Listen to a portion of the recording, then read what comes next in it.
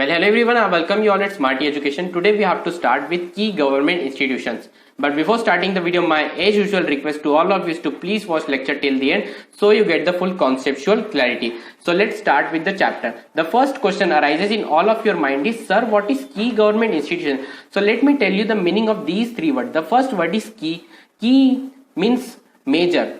Okay, key means major. Government means elected by people of India, means those people which are elected by people of India. Institutions means organization, a form of organization I can consider here is that. So if I combine these three words, I get to know that those institutions which are controllable by government of India, created for welfare of people, those institutions can also known as key government institutions. Let's get into the definition of these key government institutions. So key government institutions are those institutions which are governed and operated by government of India. That's what I told you before getting into the definition of this key government institution, means operated by government of India, controllable under government of India. Those institutions will be known as key government institution. This institution will include Niti Aayog, Ministry of Corporate Affairs, SEBI, Reserve Bank of India, IBBI means Insolvency Bankruptcy Board of India, National Company Law Tribunal and National Company Law Appellate Tribunal. That is the higher form of the NCLT, means National Company Law Tribunal. So let's move on to our next topic. So let's start with Niti Aayog. Okay. So Niti Aayog is a very key government institution. So therefore I am starting with Niti Aayog. So Niti Aayog is a national institution for transforming India. Remember the full form. Niti Aayog full form is National Institution for Transforming India. So basically Niti in English means strategy. So Strategy Aayog, you can consider it in English. So Strategy Aayog means those strategies which are for the welfare of the people of India. This can be known as Niti Aayog. So Niti Aayog basically prepares strategy plan for the welfare of people of India. Okay. The next is, it is a policy think tank. How it is a policy think tank, I am going to explain you in the upcoming slide. That was established to achieve sustainable goals. Now there is a new term called sustainable goals. Sustainable goals basically means doing the development without harming our natural resources and minimum utilization of natural resources, means doing the development in such a way that minimum natural resources are used and non-natural resources are very used in very less quantity. So this is known as sustainable development through cooperative federalism. So the meaning of cooperative federalism you don't have to get to know here. I will tell you in the upcoming slides or upcoming seconds. Okay. So till now you can cooperative federalism basically means to solve a common problem. Let's get to our next point. Niti Aayog was established in 2050. Remember that is very important. Replacing Planning Commission. Remember Planning Commission. An MCQ can also be asked that Niti Aayog replaced which commission. So it is known as Planning Commission. Okay. The different verticals of Niti Aayog provide the request coordination support framework. Different verticals means this will like agriculture, health, women and child development, governments and many more. You don't have to remember them. Just for the reference I have given you them here. Okay, so now let's move on to our next topic. Now let's talk about important objectives of Niti Aayog. They are follows. Okay, Niti Aayog, evolving a vision of national development, means Niti Aayog was formed with an aim to develop our nation, with a evolving vision of national development priorities, sector and strategies with the involvement of states. That's what I told you, means Niti Aayog will collaborate even with states for the development of states. Okay. The next point is to foster cooperative federalism. Now let me tell you the meaning of cooperative federalism. Cooperative federalism means basically to solve common problems of India. Like there is a lack of skill in India. That means Niti Aayog will make some strategies related to it through structured support initiative. Structured supportive initiative means step by step plan. Okay, and mechanism with states means collaboration with states on a continuous basis to enhance our youth for the upcoming challenges. Okay, now let's move on to our next point. To develop a mechanism to formulate credible plans at the village level and aggregate this progressively at higher levels of government. Means Niti Aayog will even execute plans in villages, credible plans which are for the welfare of people. The next point is to ensure on areas that are specifically refers to the interest of national security that are incorporated in economic strategy and policy like Jammu and Kashmir. Niti Aayog will even ensure in national security areas like Jammu and Kashmir that development is being adhered there. Okay. The next point is to pay special attention to the section of our society that may be risks of not getting benefit adequately from economic progress. So this point, very simple explanation is that those section of society which are not getting any benefit from other caste of people can get benefit if they approach the Niti Aayog. So Niti Aayog will prepare something else for them. Now let's move on to our important objective of Niti Aayog. Next set are follows. The next set is to design strategic and long-term policy for the welfare of people and program, frameworks, initiative, and monitor their progress. Means whatever Niti Aayog will make, it also monitors the program that are being implemented by Niti Aayog. The next point is to provide advice and encourage partnership between key stakeholders and national and international like-minded think tanks. So Niti Aayog will even enhance the partnership between key stakeholder and international like-minded, like think tank. Think tank can be assumed it is an international organization. Okay, the next is to create a knowledge, innovation, entrepreneurial support system. Means Niti Aayog will even create a support system to enhance knowledge. Innovation means to develop something new, and entrepreneurial support, that are the meaning of entrepreneurship I told you in the entrepreneurship chapter. So please refer to that chapter. The next point is to offer a platform for resolution of intersectoral and interdepartmental issue in order to accelerate the implementation of the development agenda. If there is a specific dispute between intersectoral and interdepartmental, so Niti Aayog will try to solve that problem. Okay. The next is Niti Aayog will to focus on technology upgradation and capacity building for implementation of program and initiative. Means whatever the new technology has come, it will go to the village level and will even teach the technology used to village, so that no one is behind the technology. Everyone is ahead of technology. The next is to actively monitor and evaluate. Means whatever programs are being implemented by Niti Aayog, Niti Aayog will try to monitor and evaluate the implementation of programs and initiatives that are being implemented by Niti Aayog. Okay, I hope you got the point. If you have come here, then please write comment present in the comment section. Okay.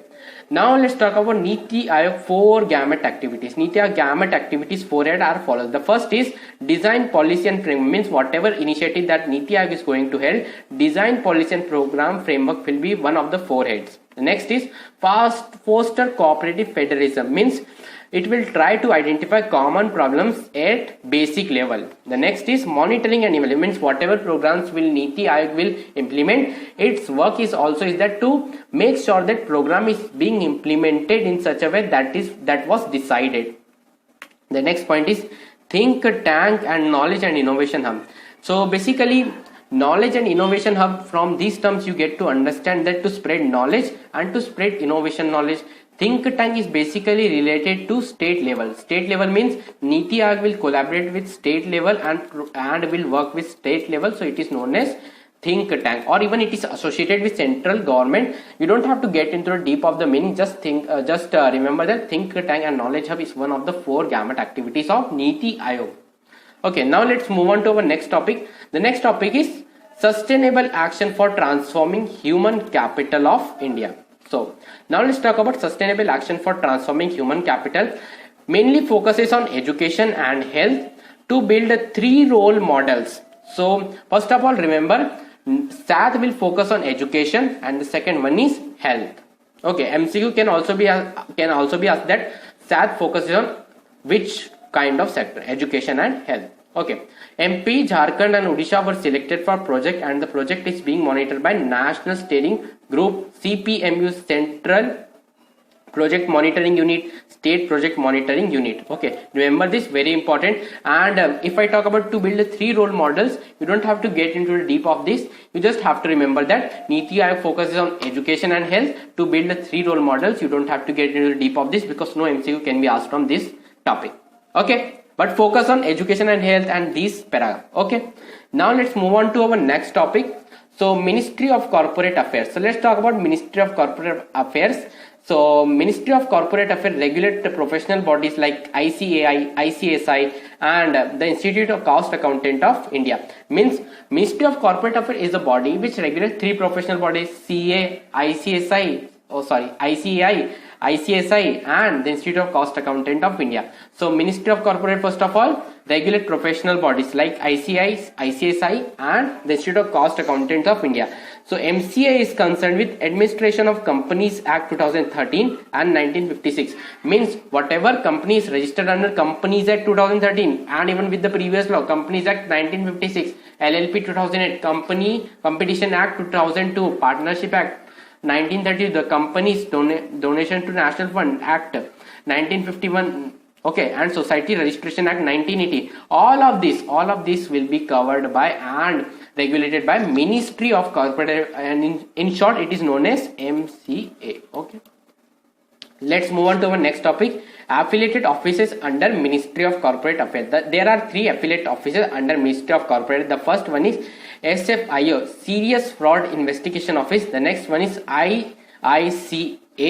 Okay, then third one is Competition Commission of India. Okay, so Serious Fraud Investigation Office was established on 1st October 2003. Okay, investigate corporate frauds. Corporate fraud means which are committed to public, and Serious Fraud Investigation Office team will be set up to investigate that fraud. How did it happen? Now let's talk about IICA. Now IICA full form you have to comment down in the comment section. I will see who will comment down below. Okay, it was established by Ministry of Corporate, therefore it is a affiliated office of MCA. Provides training related to corporate regulation, governance, and one of the wing is ICLS Academy. Remember this, very important. Means IICA will provide training in the field of corporate regulation and governance, and one of the wing is ICLS Academy, under which it provides training. The next is Competition Commission of India, established under Competition Act 2002 in March 2009. Remember this date, it can also be asked in your MCQ. The next is it promotes fair market, ensures freedom, protects consumer protection. So Competition Commission of India basically ensure that market is dealing in fair regulation. Okay, market is dealing in fair regulation, and no one is creating any kind of monopoly and not letting anyone to sell in the market. So Competition Commission of India ensure that there is a healthy competition in the Indian market. Now let's move on to our next topic. The next topic is a very important and interesting one, that is SEBI. Okay, so SEBI was founded on April 12, 1992. Its headquarters is in Mumbai. Okay, it monitors and regulates the securities market and protects the interest of the investor by enforcing certain rules and regulations.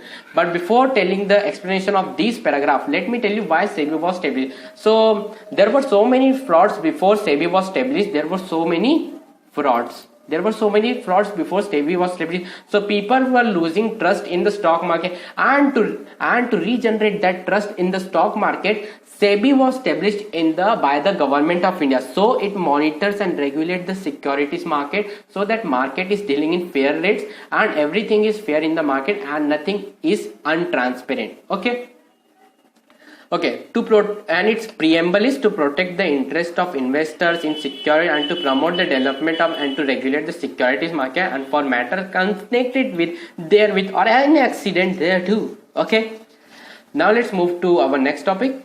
Okay, SEBI is governed by SEBI Act 1992 for the people of India. Now let's talk about functions of SEBI. The first function is issue of security. Let's understand this with a very good example. But before getting into the example, let me tell you what are security. So securities are basically issued by government of India or by any private company to the people, in which securities will be sold to general public, so that general public will invest the amount in the form of securities to get a specified rate of return from the security. Security basically means issued to public, and when issued to public will get certain kind of return from that securities if they invest a specific amount in that security. So let's take the example. So let's assume that there was a company named ABC Limited. So the company wants to expand its business, and for expanding the business, the company secretary of company suggested, sir, we should go with issuing securities general public, so that everyone can take the advantage of securities and get a specified return. Okay, so basically the SEBI has to operate the SEBI for getting a certificate that all the things are transparent and no loss will be bearable by public of India. So SEBI will ensure that all the things are verified, and will even investigate that the company is dealing in transparent way. So as soon as SEBI will approve the company's IPO or securities and entry into the security market, SEBI can get fund from the company can get fund from the general public. So SEBI ensure that securities are issued in transparent way. So that is the first function of SEBI. The next function is protect investors and traders. So how does this protect investors and traders? So it is the fact that capital market are functioning just because the trader exists. So as soon as the traders will exist and investors will exist, so SEBI is responsible for safeguarding these investors so that no loss can be bearable by this investor. Even SEBI investigates the company which is dealing in unfair manner. Okay, so that they do not become victims of any stock market fraud or manipulation, just like we say in the Harshad Case Mehta case study. Okay, so now let's talk about third function of SEBI. The third function is financial intermediaries. Okay, so what do I mean by financial intermediaries? SEBI acts as a mediator in the stock market to ensure that all market transactions take place in secure and smooth manners. It monitors every activity of financial intermediaries such as broker, sub-broker and NBFC. So this point basically states that whatever financial, so let's take an example to understand this. So for example, if Raj wants to invest in a company, okay, invest in stock market through a broker, this is a broker company, then SEBI will ensure that no fraud has been committed to him. So what do you mean by financial intermediaries? So financial intermediaries are those intermediaries which will make general public to invest in the stock market. So SEBI has right to regulate them and ensure that all transaction from these non-financial company or broker or sub-broker is making the deal between the general public and stock market in a transparent way. So this is the third function of SEBI. Now let's talk about powers of SEBI. The first is quasi-judicial. With this authority, SEBI can conduct hearing and pass ruling judgment in case of unethical and fraudulent trade practices. If whenever SEBI will find that there is an unfair practice involving in the stock market, SEBI can pass quasi-judicial, means it can conduct hearings like court. The second one is ensure transparency. That's what I told you in issue of securities, fairness, accountability and reliability, so that general public will trust stock market. The third is quasi-legislative. Powers under this segment allow SEBI to draft rules and regulation for the welfare of the stock market, for the protection of the interest. One of the such regulation is SEBI order listing obligation disclosure requirements, in which company is obligated to disclose all the relevant information to the public. Aims at consolidating and streamlining the provision of existing agreement for several segments of the financial market like equity shares. Now let's talk about the fourth function is quasi-executive. Can file against anyone who violates rules and regulations. Okay, so now let's move on. Let's talk about Reserve Bank of India. So Reserve Bank of India, established on April 1, 1935, initially established in Calcutta, but somehow because of some rules, because of the desire of Indian government, it moved to Mumbai. Okay. Originally private owned since nationalism in 1949, the Reserve Bank of India is fully owned by the government of India. So at the time of nationalism in 1949, SEBI is completely owned by the government of India in 1949. Okay. The next important point is Reserve Bank of India Act 1930. So Reserve Bank is obligated by the Reserve Bank of India Act 1934, and Reserve Bank of India has 27 regional offices in India. So now let's talk about main functions of RBI. So RBI regulates monetary policy, means whatever the money involved in government is regulated by RBI. Regulator and supervisor of financial system, means it can regulator and supervisor of financial system means finance of India. Okay. The next point is regulator of foreign exchange management, regular foreign exchange under FEMA Act. Foreign exchange means dollar means $1 will be equal to 70 rupees in India. So it can be regarded as foreign exchange. What are the rates will be determined by RBI. It is also issuer of currency, means all the notes of Indian currency are issued by RBI. The next is play development role for national objective, act as a banker for government of India because it's a government institution. Okay. Deposit Insurance Credit Guarantee Corporation of India, Bharatiya Reserve Bank Note Mudran Private Limited, very important for one. Please remember that Reserve Bank, Information Technology Private Limited, Indian Financial Technology and Allied Services are fully owned subsidiaries Reserve Bank of India. Please remember this because they are very important. Please take screenshot of this paragraph, very important. RBI Academy, College of Agriculture, Banking and Reserve Bank of India Staff College are part of the Reserve Bank. There is nothing to explain this. Please pause the video and read them so you get the full conceptual clarity. Now let's move on to our next topic, Insolvency and Bankruptcy Board of India. So it was basically established on 1st October 2016, established under Insolvency Bankruptcy Code 2016. It is a key pillar of the ecosystem responsible for the implementation of the code that consolidate and amends law relating to reorganization and insolvency resolution of corporate person, partnership firms and individuals in a time-bound manner. So Insolvency and Bankruptcy Board of India. The insolvency basically means when a company is not able to pay its liability and went bankrupted, so that it can say to general public that we are not able to pay the loan. So insolvency basically means that. Okay, next point is, for maximization of the value of the asset of such person to promote entrepreneurship, availability of credit and balance of the interest of all the stakeholders.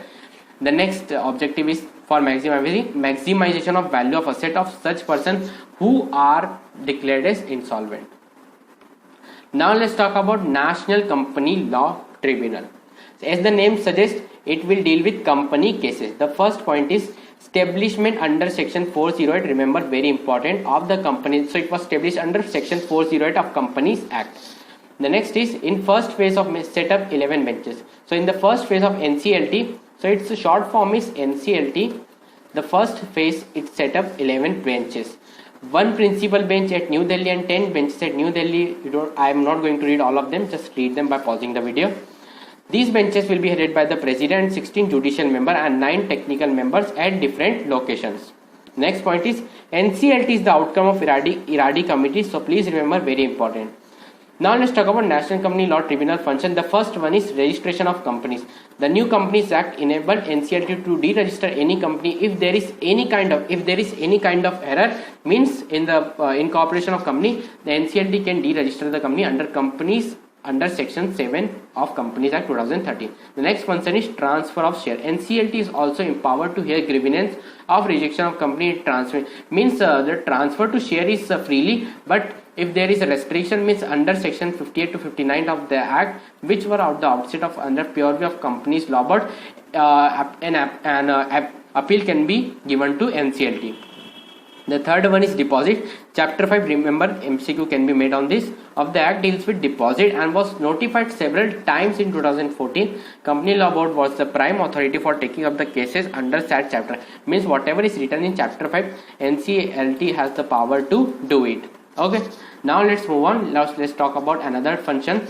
The NCLT has power to investigate. How does it has power to, with minimum 100 application from stakeholders or any other person related to company, NCLT can order a probe into the affairs of the company for getting to know that company is dealing in transparent way or not.